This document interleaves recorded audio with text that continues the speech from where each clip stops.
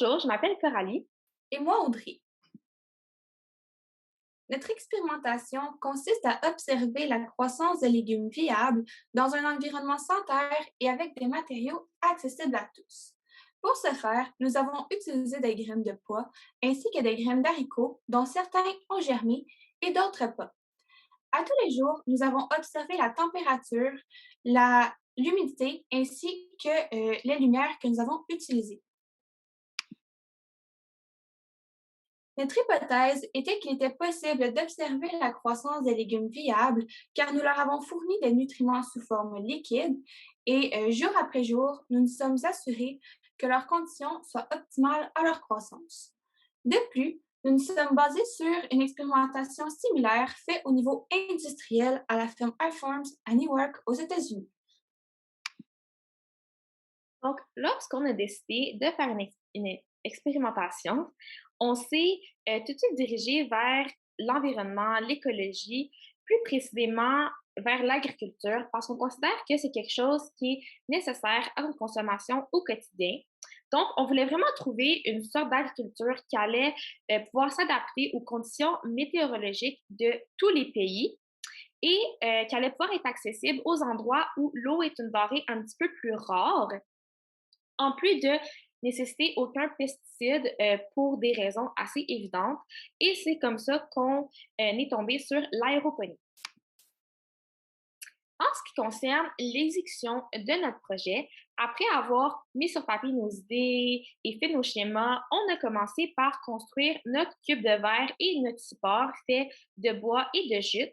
Ensuite, on a disposé les différents types de plants sur le support, puis on a placé le diffuseur contenant un mélange d'eau et d'engrais liquide sous ce même support.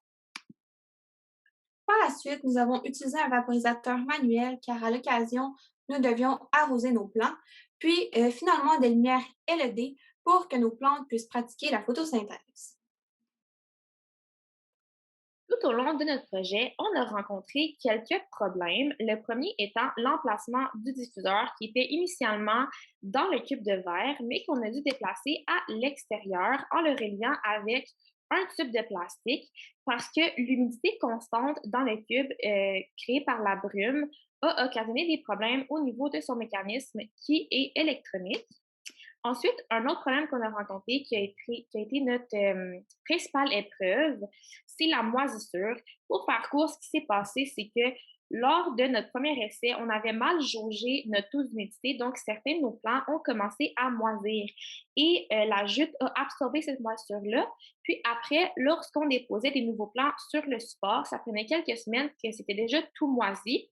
Donc, ce qu'on a fait, c'est qu'on a tout simplement échangé la jute pour un support, non, un moustiquaire de métal, euh, qui n'est pas un matériau qui est propice à la formation de moisissure. Le dernier problème qu'on a rencontré, c'est les haricots qui, en fait, tout au long du projet, on a remarqué que le système aéroponique fonctionnait pas très bien pour eux parce que dès le début, on s'était un petit peu plus concentré sur les besoins en condition des poids et on n'avait pas nécessairement les ressources pour mener deux expérimentations à la fois. Donc, ce qu'on a fait, c'est qu'on a tout simplement décidé de les retirer de l'expérimentation. Alors, nous vous présentons ici notre deuxième tableau des résultats qui a débuté le 11 janvier dernier et qui s'est terminé le 25 février. En fait, vous pouvez observer, comme Carly expliquait, dans les cases du bas des haricots, elles sont vides. C'est comme Carly expliquait, pardon, on a dû tout simplement les enlever.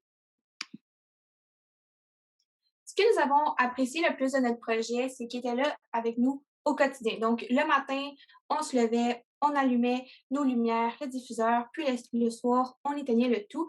Puis, de voir les progrès pour nous, c'était comme un sentiment d'accomplissement. Donc, tout simplement de voir une feuille ou une racine qui a grossi, qui s'est entremêlée dans la jute, c'était tout simplement formidable. Puis, on apprécie énormément le soutien de notre professeur de physique qui est là pour nous depuis septembre dernier. En ce qui concerne, le futur, les améliorations qu'on pourrait apporter à notre projet, on avait vraiment pensé à automatiser, toute la partie électronique de notre système.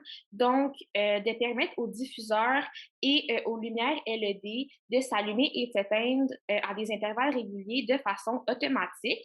Puis, une autre amélioration qu'on avait pensé à apporter, c'est ajouter un petit système de pompe qui permettrait de récupérer l'eau qui s'accumule dans le fond du cube de verre en raison de la condensation de la brume. Donc, en espérant que vous avez aimé notre présentation et merci, bonne journée.